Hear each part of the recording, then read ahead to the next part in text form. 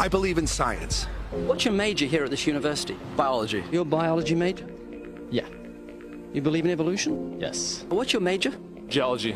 Chemistry? Biochemistry. Environmental science and policy. I'm a physicist. Biochemistry. Okay, do you believe in evolution? Yes, I do. Do you believe in evolution? Yes, I do. Of course. Yes, I do. I do believe in evolution. You believe in evolution? Yes. Are you a strong believer? Yes. Are you a strong believer? Yep. Yes. Yes. Absolutely. Could you give me some observable evidence that evolution is true? Something I don't have to receive by faith. Yeah. Some observable evidence. I mean, take a look at what happened 65 million years ago. Hang on, I can't. That's 65 million years ago. I believe, millions of years. So that can't be observed. We can trace the evolution through the fossil record. Could you be specific? Just give me one. Between 6 and 7 million years ago. Hundreds of thousands to millions of years? So it's quite a long time. Yes. Millions of years. Yes. So it can't be observed. Evolution is not testable over time. You think of any observable evidence for Darwinian evolution where he said there'd be a change of kinds? Monkey to man, is that what you're talking about? Yeah, a change of kinds. I don't really believe there's any proof for that yet. Well, monkeys are the only ones with the 5th digit, like we have. Well, koalas have a 5th digit. Did you know that? I didn't know that. Think we're evolved from koalas? No. When I went to Washington D.C., I saw they had a whole exhibit just on In the Smithsonian? in the Oh, wait, Smithsonian. so that is just like some stuffed dummies, Yeah, like standing around a fire. I know that everyone talks about the missing link for humans and whatnot. I believe that there are connections that are out there that we haven't found yet. I'm gonna trust what those experts did. Those experts came up with. I have a strong trust in evolutionary ideas based on the evidence presented. Can you think of any observable evidence for Darwinian evolution, a change of kinds? I haven't seen it myself, but I believe what the textbooks tell me about it, so. You've got faith in the expert? I have faith in the experts, yeah. I guess similar to how religious people have faith that God actually exists, I have faith in the experts knowing what they're talking about. The scientific method must be observable and repeatable. So could you give me one piece of observable evidence for Darwinian evolution? Okay, I would point to, as one great example is look at the genetics of the stickleback. What's that? So stickleback fish are a very interesting collection of species that were recently isolated after the end of the Ice Age. What do they become? They're various species of sticklebacks. They stayed as fish. Well, of course. Can you think of any observable evidence where there was a change of kinds? Fish. Human beings are still fish. Human beings are fish? Why, yes, of course they are. How long did that take? A couple billions of years, millions. A couple of millions? How is that observable? It's not. We came out of the ground as a mammal, and one mammal created... Come out of the ground? Didn't we come out of the sea? Huh? Well, initially in the beginning, we came out of the ground and the sea after the great destruction of the... So did we have lungs or gills when we came out of the sea? You want to know something? Those that were in the sea, I guess, had gills, and those that were on land had lungs. But if we came out of the sea, we had gills in the sea. You want to know something? Who knows that we came out of the sea or we evolved from mammals? So you don't know? Huh? Of course I don't know. I'm accepting that they did their science correctly. Could you give me an example of Darwinian evolution, not adaptation or speciation, but a change of kinds? These are changes of kinds. They're still fish. They're distinctly different fish. We have thousands of examples. Can you give me one? I can give you thousands. Just one. For instance, I would say look at Lenski's experiments with bacteria then. So what did the bacteria become? The bacteria are still bacteria, of course. That's not Darwinian evolution. That's not a change of kinds, is it? It is a change. It is a change in the genetic makeup of the bacteria, which is still bacteria. So what did the bacteria become?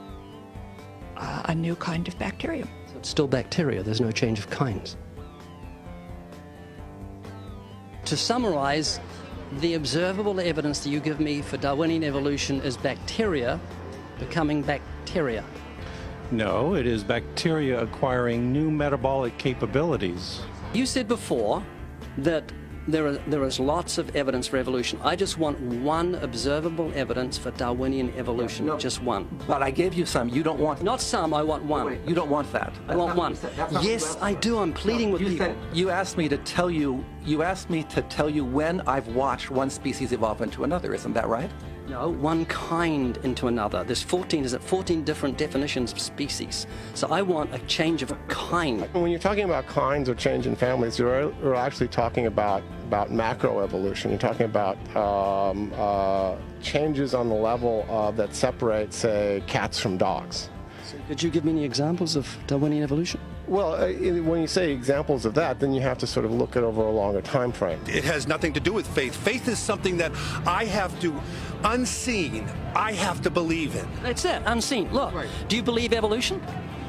Of course I do. Are you a believer in evolution? Yes, I am. When did you start to believe evolution? I started to believe evolution when I started to think out for myself. Is evolution a belief?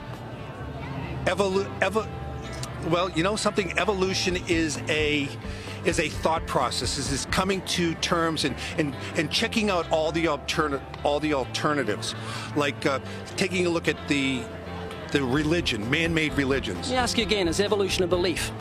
No, evolution is, well, yeah, in a word, yeah, I could say it could be a belief. When you say change of kinds, you mean the evolution of one species from another or to another?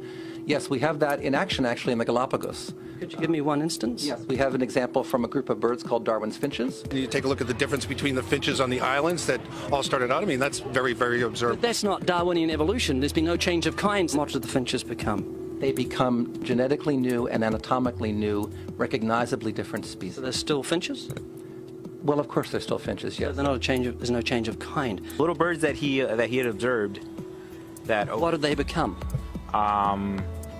Their beak shapes. They're still birds. Yes. 3 finches that turn into different types of birds. They're still finches. Well, for example, Darwin and his study on evolution of the birds on the island that he went on to there. Their beaks changed? Their beaks. They're still birds. There's no change of kinds. That's within the kind. Just evolution on the beaks. So that's called adaptation. It's not Darwinian evolution. There's no change of kinds. There's no different animal involved. I want something that shows me Darwin's belief in a change of kinds is scientific. Darwin spoke of a change of kind. Can you think of any observable evidence for Darwinian evolution where there's a change of kind? Change of kind. Change of kind. I'm gonna have to think about that one a little longer. You give me anything that I can see, observe, and test, which is a scientific method for Darwinian evolution, a change of kinds. Test and observe.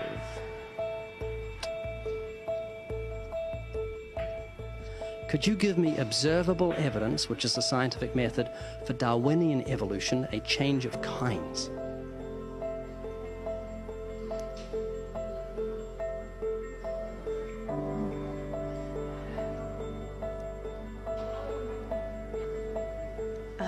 I gotta think about it. So you want the evidence of it? I would say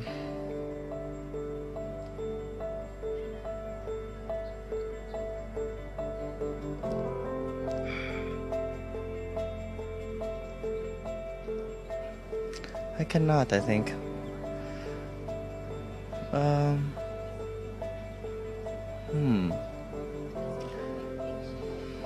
It's a hard question, actually.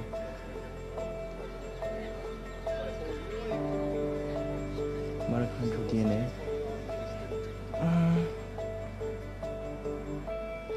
So, can you repeat the question again? Could you give me any observable evidence, just one, for Darwinian evolution? Yeah, let me think about that for a sec.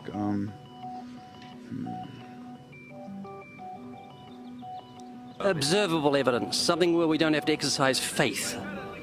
Something that can be observed, like the scientific process, observable. That's a good question. That one I'm not quite sure. So you can't think of any observable evidence for evolution? No. How do you know it's true?